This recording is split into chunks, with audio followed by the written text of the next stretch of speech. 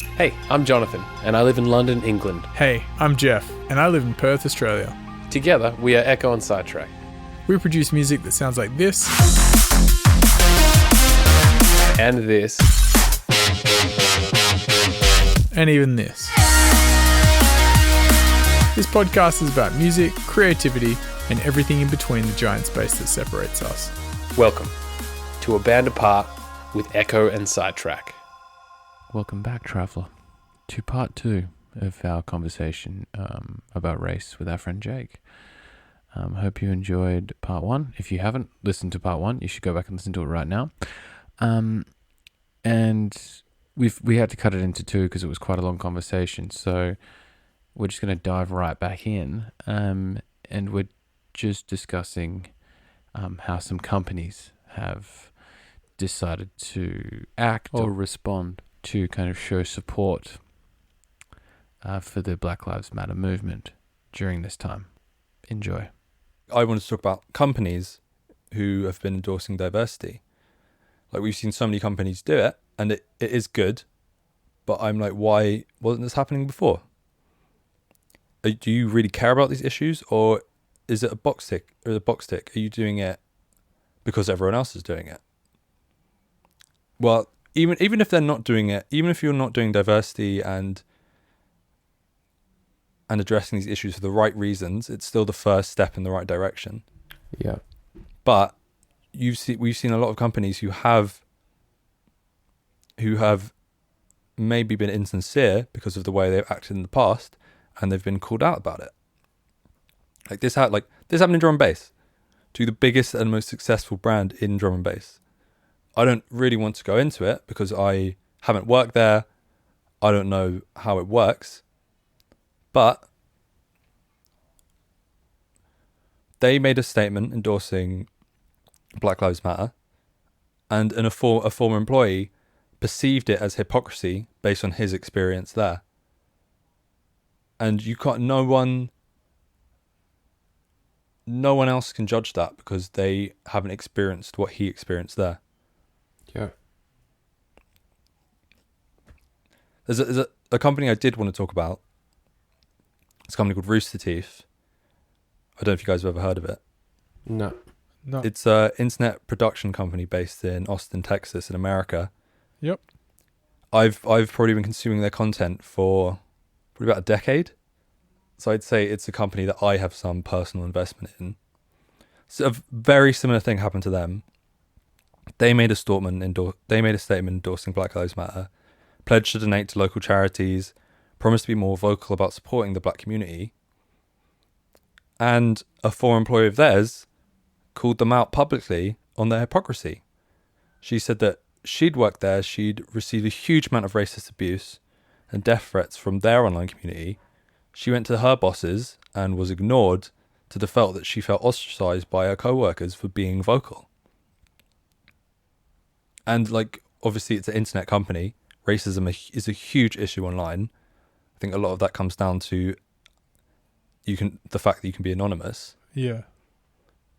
But this is going to happen more and more. If you're not sincere and you haven't been practicing it, and you make a statement, you're going to get called out. The reason I wanted to talk about Rooster Teeth specifically is because the man who was the boss of the woman who complained, a guy called Jeff, he did a podcast talking about it. And of everything I've seen about now, I thought it was the most honest and impassioned point of a white person talking about their failings. And I thought he made 3 particular very poignant points, which I just wanted to talk about in more detail. So the first thing he mentioned on was about being socially unaware. He told a story that he was 23. He worked in tech support at another company. And he would mainly give tech support to old people.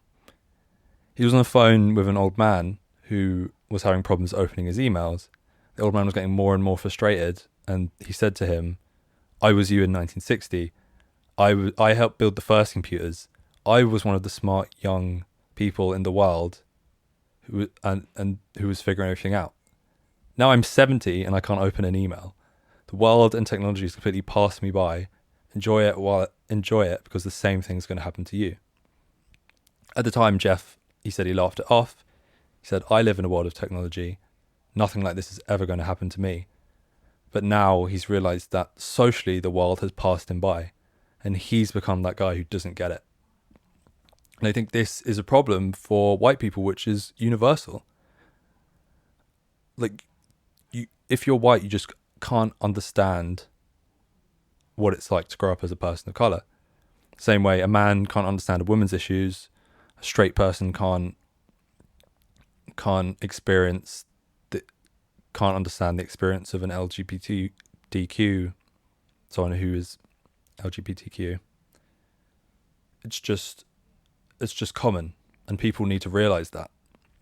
As I said earlier, there's a lot of people in the world who just think, I'm not racist, and it kind of stops there.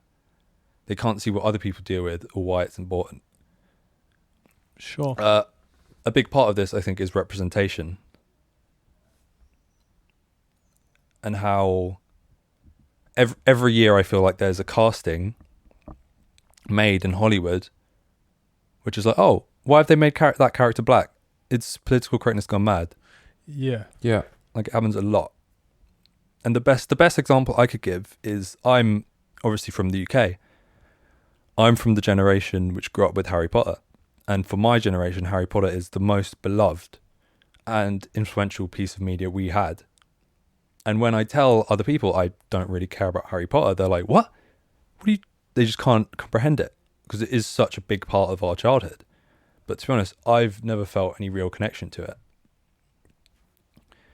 If you go on Wikipedia, go to the last Harry Potter film, go to the cast, there's 15 names named. Every single one of them is white. In 8 Harry Potter films, how many black students do you think had speaking roles? 1? 3. I can only think of 1. There's 3. Like, where am I in Harry Potter? Yeah. I don't see myself. That's meant to be Britain. That's like the quintessential British experience. I grew up in Britain. My class in school was very multicultural. Why were the main characters all white? Yeah. And J.K. Rowling tried to address this when they did the play about Harry Potter, and Hermione was black.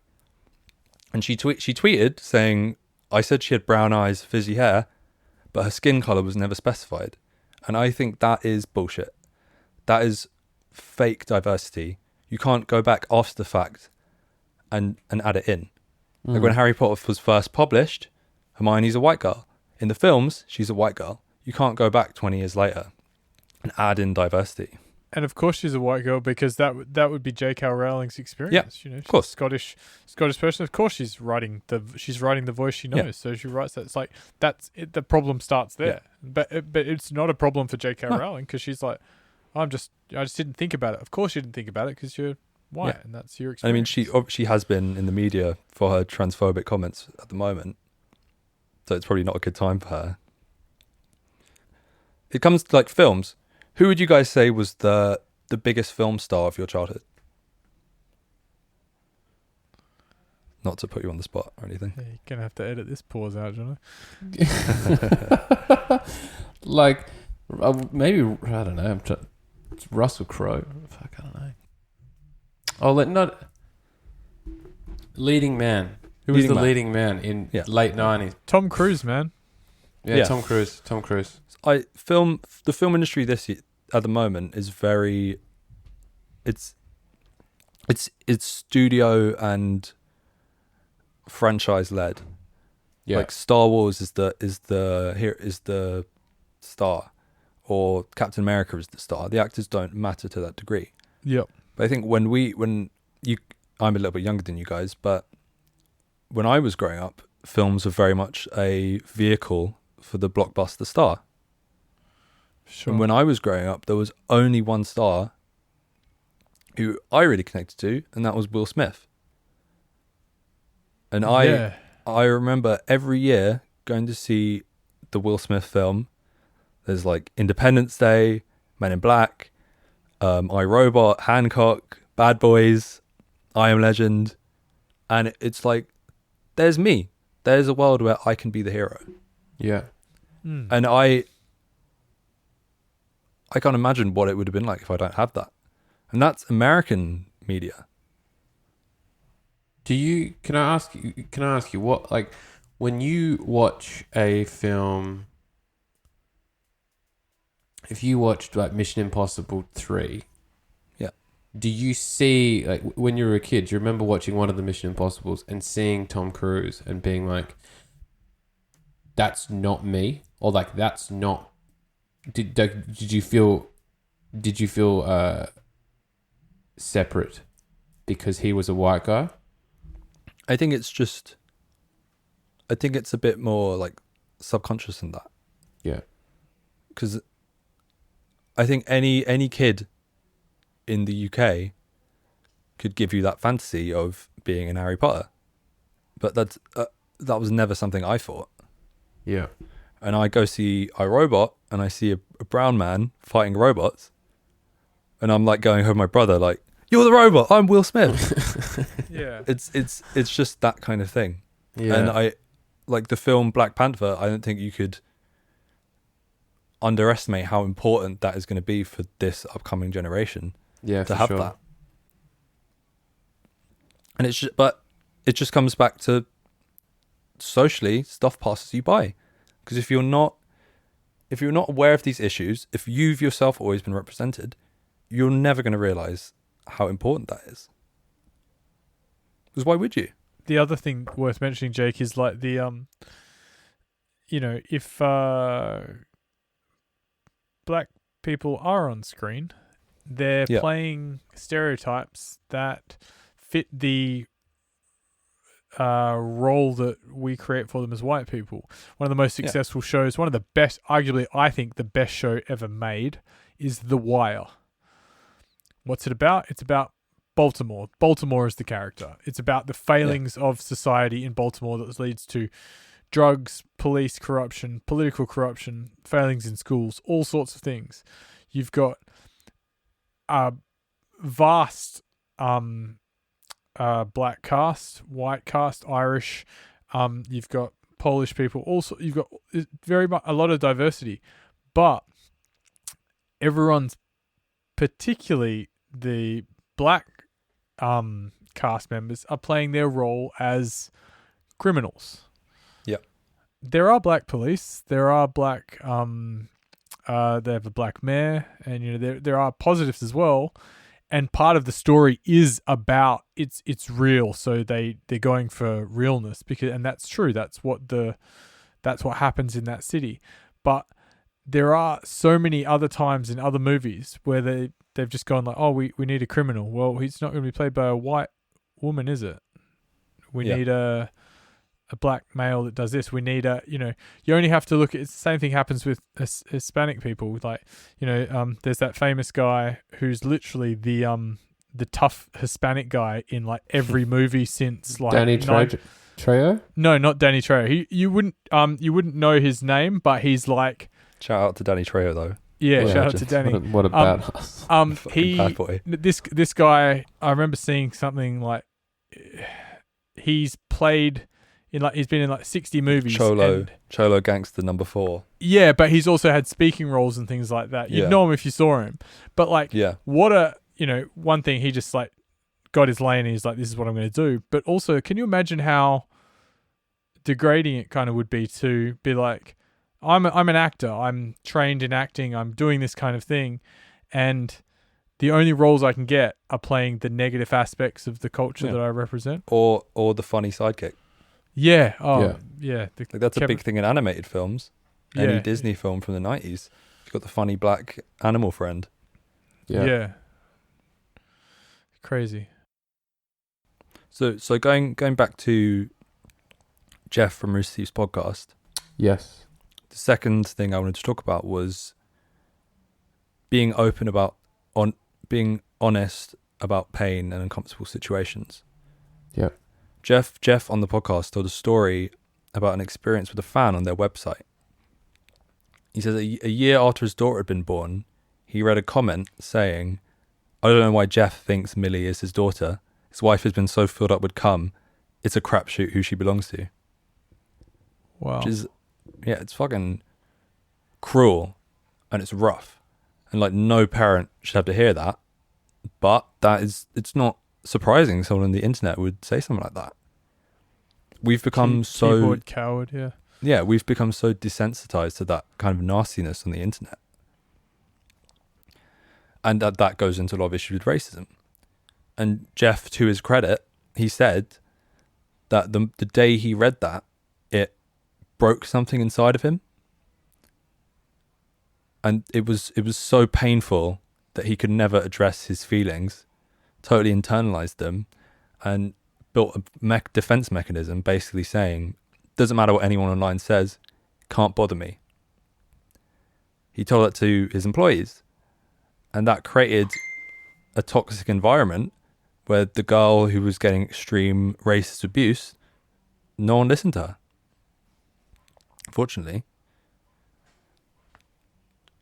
The only way he can admit that and know his failings is to open up and talk about that pain and address his feelings. Yeah. And I think that's something we all have to do. Like, I think for a lot of white people, it's a very confusing time right now. And there's a lot of guilt going around. And it's painful. And I think a part of the reason people haven't really addressed it is because it is so painful to admit that our society is so flawed. It's also fucking uncomfortable for white people to talk about something that makes them really uncomfortable. And like, extremely. And not doing something is the easiest thing to do. Like, oh, this makes me feel kind of weird to talk about. Like, to be honest, man, having this conversation with me, I've thought 5 or 6 times, like, am I saying the right thing? Is this the right, like, what, like, oh, fuck. And it is hard to have these conversations, but that means that you should have them, not that you should shy away from them. Yeah, exactly. 100%. If we don't face this reality, then we can't move past it. And it's unfair that certain sections of society have to face it and others don't. Totally. That kind of leads me on to the third thing, which I think is the most important point, which is about education and learning about history. So Jeff told a story which really stuck with me about when he was in New Orleans with his family. His father-in-law signed them up for a tour of the city, which focused on black heritage and culture. They showed up to the tour and they were the only 4 white people there. Everyone else was African American. The tour guide pulled them aside and said, listen, I want to give you the opportunity to leave right now, because this is going to be a really uncomfortable experience for you. It's going to feel like you're being beaten up and attacked. But this is a real tour. We tell the truth. We don't whitewash things. And if you don't think you're ready for that, we won't judge you for leaving now. But they obviously stuck with it. They said, no, we want to learn. We want to see what's going on. The tour guide took them to a part of New Orleans called Congo Square. She went up to one of the white tours and she said, listen in to what they say for a second. The white tour told a story about how this was a square that all the slaves would congregate on their days off. And they'd play music and they'd dance and they'd have fun. And they'd live their lives and enjoy themselves. And that's great. There's great culture in New Orleans. And their tour guide told them that the truth was on Sundays, slaves didn't work. And because they didn't work, the owners didn't feed them. So they all went to Congo Square to share the food with each other so they wouldn't starve to death. And it was the only place that they could play music, because if they played it on their plantations, they'd be beaten up. And it's horrifying. It's absolutely horrifying and awful to hear stuff like that. But every single city in a country which either was a colony or had colonies has a story like that. And there's just a complete lack of knowledge of it. There's a complete lack of knowledge of black history at all. We just don't know. I wasn't particularly aware of the amount of slavery and how complicit the UK was in the slave trade until I started listening to why I've stopped talking to white people about race. And you hear about Liverpool being a massive port for slavery, and the sugar, the plantations and slaves being brought from West Africa and Jamaica, and like I didn't know any of that. Yeah. At all. Yeah. At all. But once you start hearing it, you're like, oh yeah, it's pretty obvious. England were a massive colony. Yeah. And Like- colonized various countries and enslaved various people. That spread their ships far and wide and Yeah. quote Yeah. unquote conquered many people. Yeah. But it's not. And England has an awful history with that. And the British Empire was like a quarter of the world. But it's not just England. Like France had colonies. Spain had a lot of colonies. Yeah. Belgium, the Netherlands, Yeah. Italy, like Portugal, of course. Like they all have these. It's a universal crime among Europe. And those places which were colonized, like the most ridiculous thing about the old American situation is it's the white people aren't the natives. Like it's a country they've stolen from someone else. They actually completely decimated the native population and fucked them. I had no real knowledge of the issues in Australia about it until I started talking to you guys about it. I Yeah. can't imagine how painful it is for the Aboriginal people to have all these issues in their land. Yeah. Well, the issue of in Australia, like native title, was a massive thing, and basically, in a nutshell, it's basically that like Australia used to run under the fact that like when Europeans founded Australia, it was nobody's land, and we lay claim to it. Yeah. Therefore, we own it. Then it was contested several times throughout the 70s and 80s, but it wasn't until the early 80s that a guy called Eddie Mabo took a case to the Queensland court, and it went up the court system in Australia over the next 10 years. And he actually died months before the verdict was given. But basically, it was to do with some islands. It was in the Torres Strait, which is north of Australia. And it was basically them proving the fact that they were there. First, they had a cultural system. They had their own government they were running. They could basically prove in the white man's system that they had claim to their land. And the important thing about this is that set a precedent which completely rewrote the concept of Australia being no one's land when the Europeans turned up. And so that was really, really, it's quite a landmark case in Australia. And it basically it's given the ability for a lot of native title claims to happen in Australia where original landowners have been able to say, this area belonged to our people. They've had help to prove it.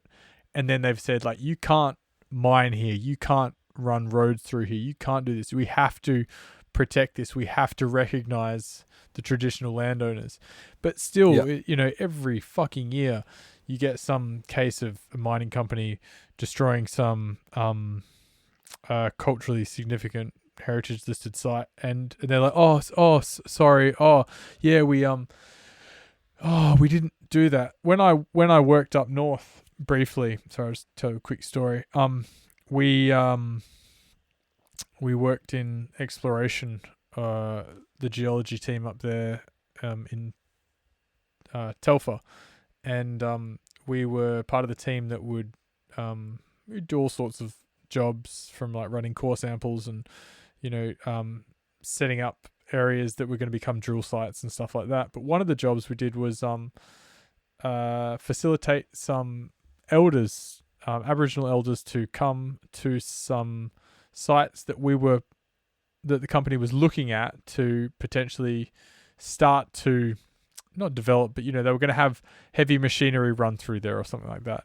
So we for 2 days, and they stayed overnight. We had 5 or 6 Aboriginal elders and 1 or 2 translators come and stay with us at the camp. Really interesting guys. A lot of them didn't speak English. They just spoke their traditional native language, and they got translated. But the stories they tell about the areas, and they were incredibly moving. And they'd be like, they'd tell you a story about a certain cave system or something like, that river, it relates to this this creature and things like that. And basically they'd go to sites and be like, oh no, there was nothing here. This wasn't an area, but a few further kilometers that's where the watering hole was. So that is an important area, but you guys already know about that, so we don't have to discuss it. And so it was literally like that they ask a group of people from the tribe to come and survey the land and be like, is this important to you guys?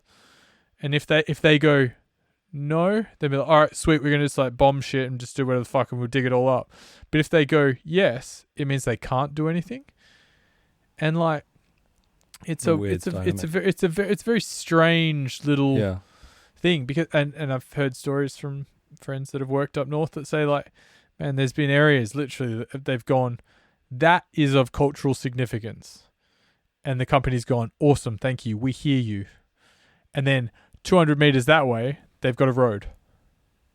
It's we just can't run over that little outcrop. There's some paintings and stuff over there, and they said don't go there, but let's run iron ore and all sorts of chemicals and everything else up this road 200 meters that way. It's quite a crazy, and that comes back a bit, I guess, to paying that lip service or ticking the box. It's yes, we're aware of the people that came before us. Yes. Oh, but we're still doing commerce. So we just if you can just tone it down a bit, and we'll just continue doing what we're doing. What's the smallest amount we can do without being criticised? Yeah, which is the scary thing. And I suppose to come back to that native title thing, is that it's really important that that we understand that this was something before white people came here, because that changes the story 100%, because it means that we can start to dismantle the story of that we're the superior, in some fucked up way, we're the superior race. That's not how it works. That's when it comes back to the idea that the white man is a superior race. I'll read you a quote, and you guess who said it. About this is about Native Americans and Aborigines. It says, I do not admit that a wrong has been done to these people by the fact that a stronger race, a higher grade race, a more worldly wise race has come in and taken their place. Who do you think said that? I know who said it. Winston Churchill. Yeah, Churchill. This is a man who is idolised in this country. He's on our £5 notes. He was voted the greatest Briton ever in a public poll.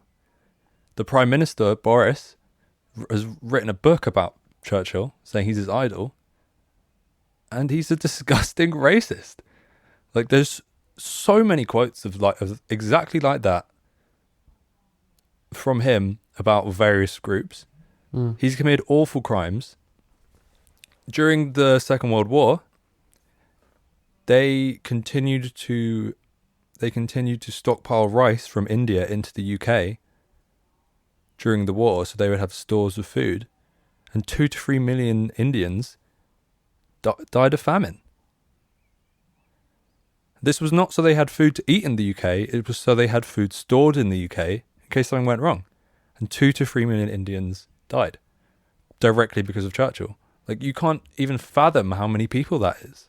Again, there's that value of white lives matter more than Indian life. Yeah. In that instance.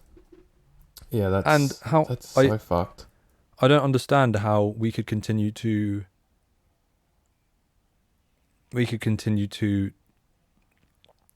like support Churchill and idolize him when he's done these things to these people. And that's only 2 examples. If you go and research it, there are many, many more.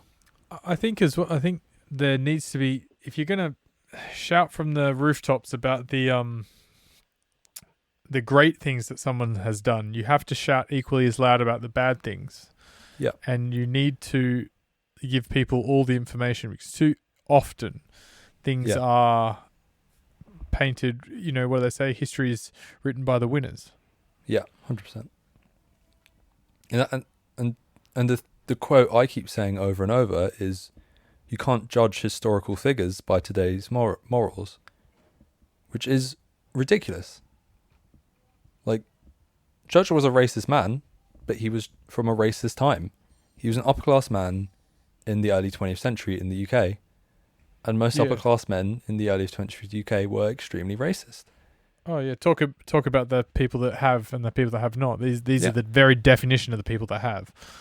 Well, these are all people that probably have a lot of their money originally from owning slaves or being part of families that had 100%. slaves. And the world's moved on, and we can't.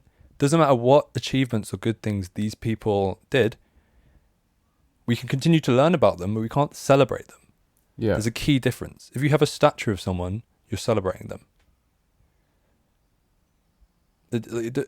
That's just a fact. What was the statue in Bristol? Sorry, I'm a bit ignorant about that. The statue in Bristol was, guy's name was Edward Colston, I believe. He transported 80,000 slaves to Africa. Yeah, that's pretty high on a list of people who don't need a fucking statue. Why did he have a statue there? Was he like a famous Bristolian, or? I don't know, to be honest. I can't speak on it because I'm not from Bristol and I don't know the full details. Okay. But I think it's pretty universal that that man shouldn't be there. Yeah. Which is why they took him down. And it's ridiculous that people in this country have been just as enraged by the actions which have been done to these statues than they have been to the deaths of black people. Yeah. It's like the Prime Minister came out way more aggressively against the Churchill statue being tagged than George Floyd dying. Churchill died in 1965 at 90 years old. Like, he lived a long life, he lived a happy life, and he was idolized. None of this going on affects him, but it affects us. We need to make a stand that these things weren't right. It wasn't right in the past, it's not right now, and it's not right in the future. And any less than that is a disservice. Yeah. And as you said, colonialism is the huge issue. Colonialism is one of the darkest stains on human history. And we're just not taught about it at all. In the United Kingdom, we're taught about Henry VIII and his 6 wives. I don't know if you guys know about that. Small. One of the Tudor kings. We all learn about it. We all have to remember the same name of the 6 wives and what he did to the church and blah blah blah. And he died in 1547. It's not relevant to us. Why are we learning about this but not being taught about colonialism? The Western world got rich off slavery and the exploitation of colonies. It's not a debate, it's a fact. Yep. And slavery might have stopped, but the exploitation still goes on. And it's very, very real. And the momentum it still exists. Like, the reason certain port cities exist is because they were ports for trading slaves and trading the riches of the colonies. Yeah. So as I mentioned at the start, I'm Jamaican. My grandparents came here from Jamaica in the 50s, and my grandparents live in Jamaica now. And Jamaica was the jewel of Britain in the Caribbean. There were over 700 sugarcane plantations in Jamaica, and the UK became very rich because of Jamaica. I've gone to Jamaica many times in my life, and I've always had it always makes me feel a bit uneasy when I'm there. And I've been watching a lot of the Anthony Bourdain show on Netflix. I don't know if you guys have ever seen it. Anthony Bourdain is a celebrity. He was a celebrity chef. He tragically actually killed himself a couple of years ago. But he had a show where he traveled to different places and he explored the culture through the guise of food. And it's a really excellent show for learning new places. And he had an episode about Jamaica, which I actually put off for watching for a while because I was a bit worried about what I was going to see. And I finally watched it, and to his credit, he said a lot. He said all the things I've always thought, but never really been able to really articulate. And he spent most of the episode in Port Antonio, which is in the north, which is the area and the city where my grandparents are from, live, and where I've spent the most time. And it's in the northeast part of Jamaica, and it's very poor. Jamaica today is a very divided country, and it has been since slavery was abolished almost 200 years ago. There's a very rich minority who control everything, and there's the poor, usually darker skinned majority who struggle.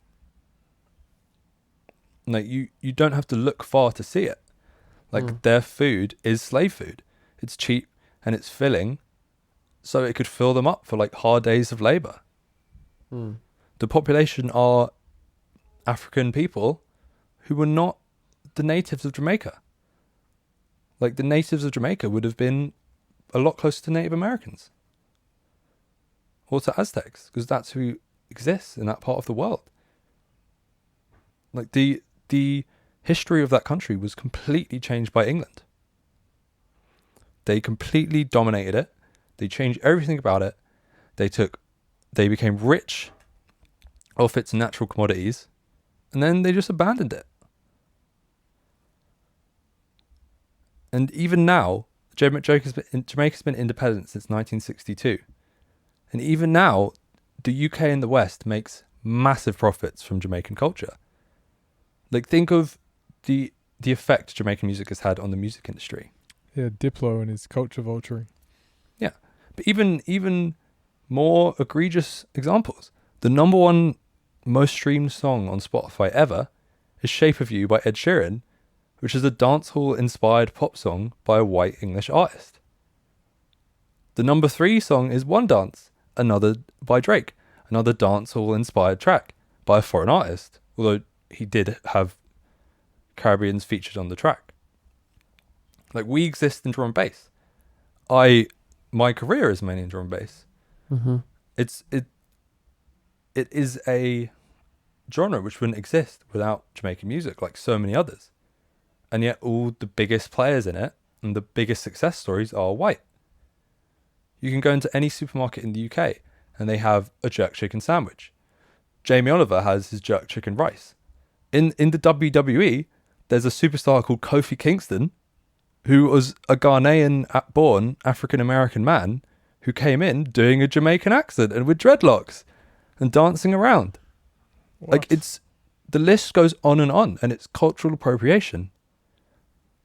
And to this day, the West is still exploiting and profiting off Jamaica to such a huge degree. And how can they be getting so rich off it when I go to Port Antonio and they're so poor and they're like so many beggars on the streets and they're struggling? It doesn't make sense how that much injustice can exist. To make things even worse, Jamaica is now a mainly tourist economy. So it's dependent on the rich Westerner who subjugated it to go back there on holiday. Like, they're not making enough on the natural commodities that the West, that the UK, that England profited off to subsidize itself. And also, Jake, sorry to interrupt, that also means that Jamaica has to keep being Jamaican, which means, keep being tourist-friendly Jamaican. Yeah. As in, like, be more like what we can sell you as, because don't start doing other things, because then we can't sell you, and then none of the tourists will come, which is dark. the big holiday airport in Jamaica is Montego Bay, which is on the west side of the island. So in Port Antonio on the east, it's tourists don't see it. They don't see that side of the country. Don't see the reality for most of the people there. Like, people go, they'll stay in this incredible all-inclusive hotel. They'll see this beautiful country. They're like, wow, Jamaica is amazing. And they don't see what's really going on. They're not educated. They see the gated community part of Jamaica. Around Port Antonio, there's like 5 to 6 stunning beaches, and only one of them is open to the Jamaican public for free. And they've had to fight to keep that open. So even the one thing they've had, which is their land, is being taken away from them to benefit the Westerner. And despite this, we have Notting Hill Carnival every year, and everyone goes to like drink a red stripe and eat jerk chicken, like do a bit of a dirty wine, blah blah blah. They're all like, "Oh, we love Jamaica. It's so great," but they're just so oblivious to the struggle of most Jamaican people. Do you remember having the conversation with us? We had gone to Notting Hill Carnival in 2017, and then we went to the drum and bass barbecue, and we were talking to you and Trim, our friend Trimmer, Big up Trevor every time, about going to Notting Hill Carnival, and we said like, oh man, like it was cool, like we'd never been to Notting Hill before. We were drinking Red Stripe, and like it was cool to see the energy and that kind of stuff. And you said, you're like, it's such a white person celebration of Jamaican culture. It's like, I think you said that. I fucking hate it. It's not real Jamaican. It's like, it's whitewashed Jamaican culture kind of thing. Yeah. All the white guys go there and they booze and they hang out, and then they're like, oh, this is starting to feel a little bit crazy. I don't feel safe here. Why? Because the black people are like celebrating their culture, and they're being loud and they're being proud and they're doing whatever the fuck they want. And it shouldn't be it's not a thing for white people so much. It's this weird thing that we have with like wanting to dip into a culture but only see the best parts of that culture. Exactly. Yeah. Or only see the parts that we want. The bits that are easy for you to see. Yeah, I love rap music, and I love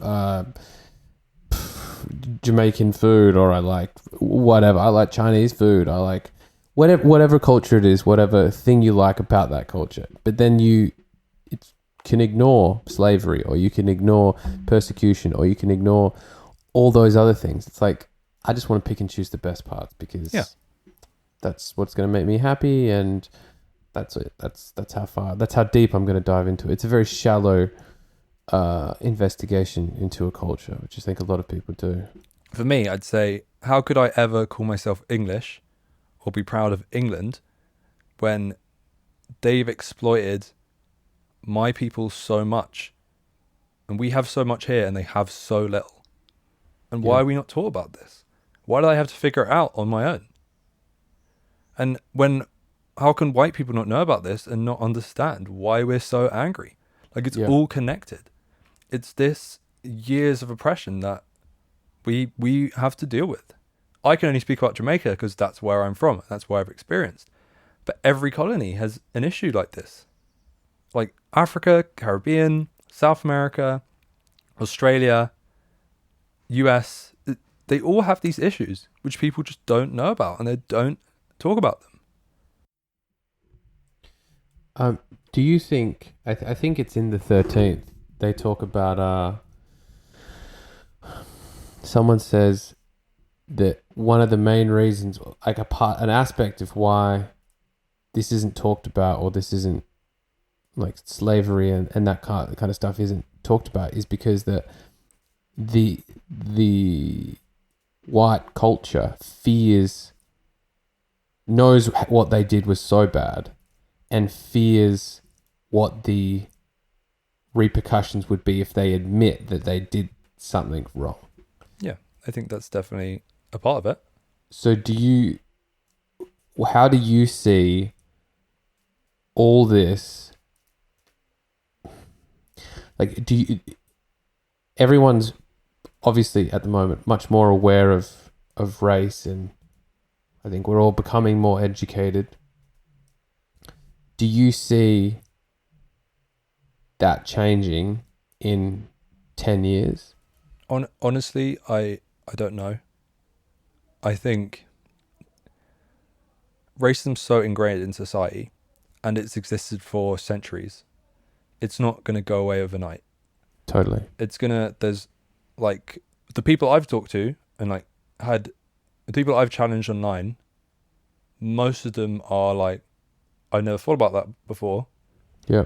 You're right. But there are a couple who just block me and won't listen to what I'm saying. And you're not, even though people are learning, it's going to be a long process. Might take 20 years, might take 50 years. We don't know. The important thing is that we are all active and we all need to take those steps. And that what's going on right now doesn't lose momentum.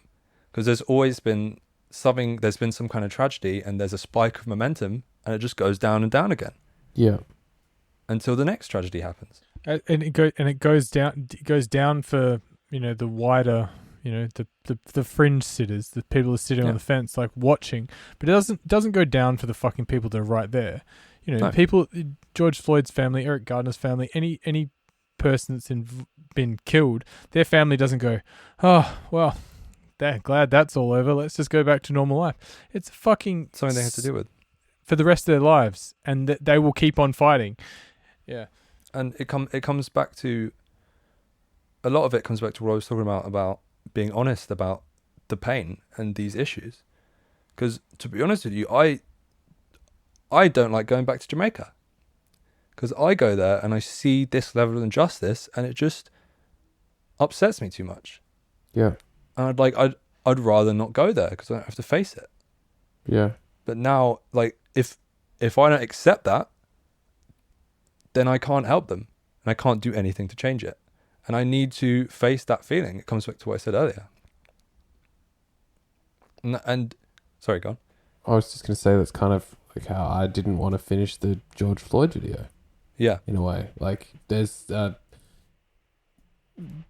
so much,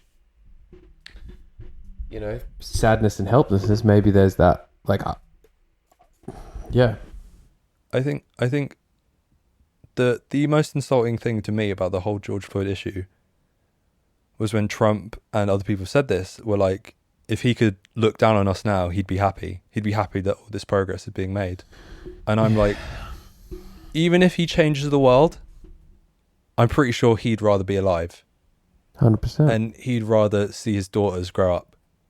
Like, it's unbelievably insulting. How many people have to die to the point where it'd be like, okay, now it's enough.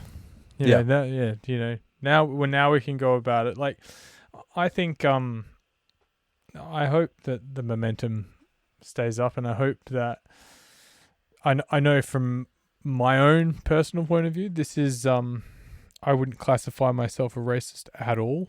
But I would also not classify myself as an anti-racist. I think I'm a lucky middle-class white guy who's like, oh, I'm not racist, but I don't know if I'd stand up and say something if someone was racist. I don't know. I'd feel uncomfortable and I'd think they were a bad person, but I'm not sure if I'd stop it. I don't know. I've never been presented with that possibility. This is really weird. This is, I need to look at how the fuck I think about this stuff. Yeah. And it's having realizing those things about yourself it's painful and it'll make you feel guilty, but we've got to do it. And you saying that to me, I'm never going to judge you for it. Because, like, why would I? But people need to be active now. And everyone needs to say, what am I doing? And people have different ways of making a difference. Like, some people are donating, some people are demonstrating. Like, if you asked me to do this a year ago, I probably wouldn't have done it. Because I would have felt weird talking about these parts of myself. Mm. But if I don't talk about it, no one's going to learn from what I'm saying. And also, I think everyone, just like if we can all edge incrementally closer towards equality and no racism, that's a positive. That's a group positive, and Yeah. like it is going to be slow, and it is, we can move faster, but if we can try and bring everyone up with us, I think that's really, really important. That's why it's so important that white people speak out. Yeah. Because the reason the Jeff from Rooster Teeth story really stuck with me, and I wanted to talk about it in such detail, is because I've never seen a white man talk about racism like that. Being so open about his failings, a lot of people just don't do it. And it's so important to do. And another thing is like, a lot of the people who need to hear what I'm saying aren't going to be exposed to it. Yeah. Like most of the people who I interact with online share similar beliefs to me. And it's only if my white mate shares it, his white family might see it, and then it's someone who needs to be exposed to these issues being exposed to it. Yeah, totally. And I've like, we've been talking a lot about black issues and like we've been saying white people, but it's not just white people. There's a lot of other groups who hold these racist beliefs towards black people. And it needs to be addressed. And some of them hold those beliefs with far deeper convictions than you or I. Yeah. It's a universal problem. Yeah, it really is, and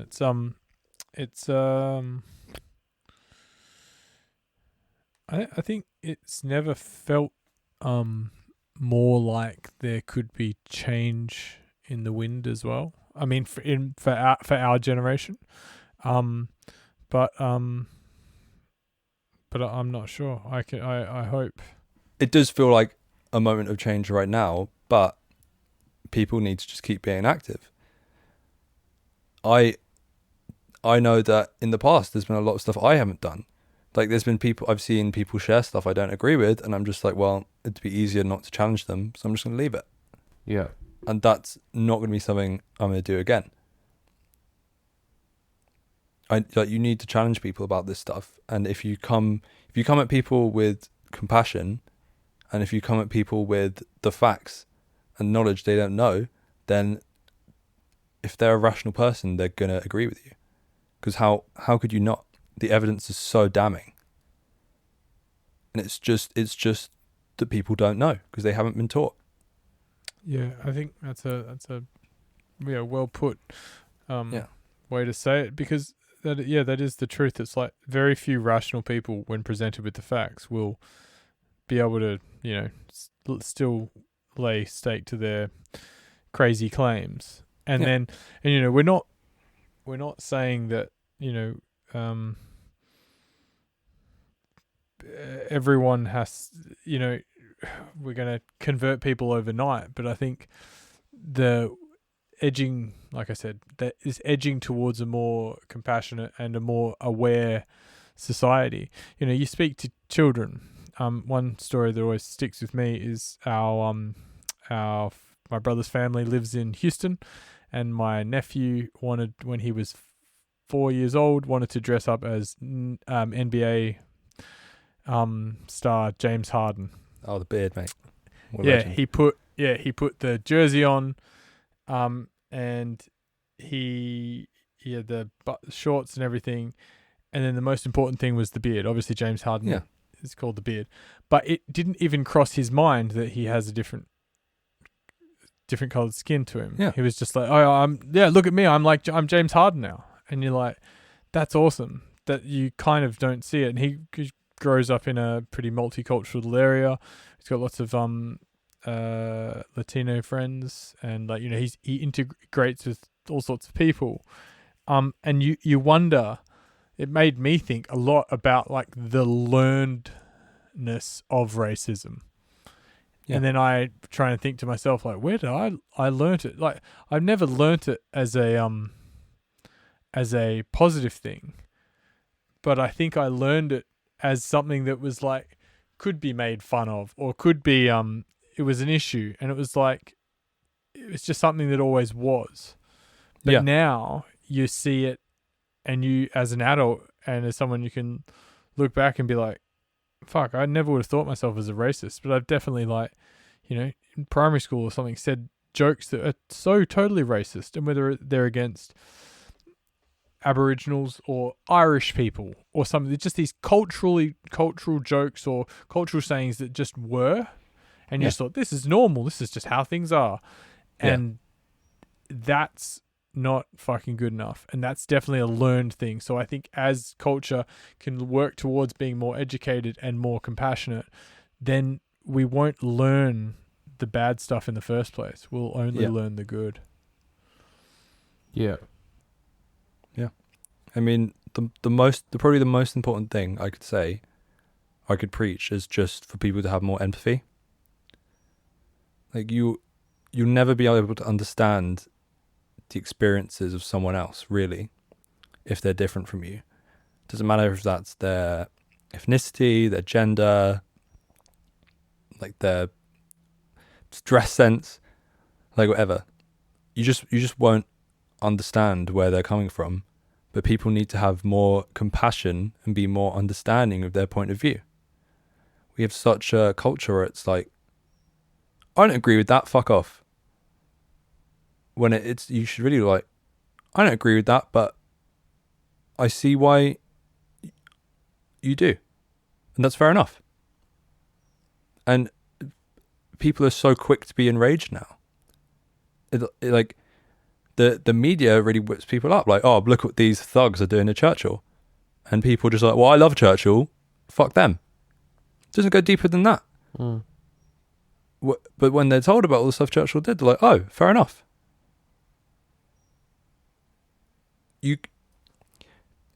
And when people do that, they're just dismissing our pain and how we feel. And all these issues, which we've always had to deal with, can't be solved unless we address them. Bit of a mic drop moment there. Do you have anything else you'd like to say, Jake? I think that's most of it. I mean, this barely scratched the surface of the whole issue. There's a lot of things we've left out. There's a lot of things we could have talked about in a lot more detail, and a lot of this is just my experience. But it's just about, hopefully this will just open a couple people's eyes to a different experience, because that's all I can really try and do. You've opened our eyes. Sorry, Exactly I'm probably going to say the same thing. I definitely think you've opened our eyes, and you've made us. Don't know what that An was. ice cream truck. The weird ice cream trucks are still delivering during a pandemic. Do you want to go get an ice cream? Yeah, they're just a straight twister. You've taught, like, being friends with you and talking to you about this stuff has definitely made me think about race much more and make me really evaluate a lot of things. And it's, you're enriching my life. Oh, thanks, Trino.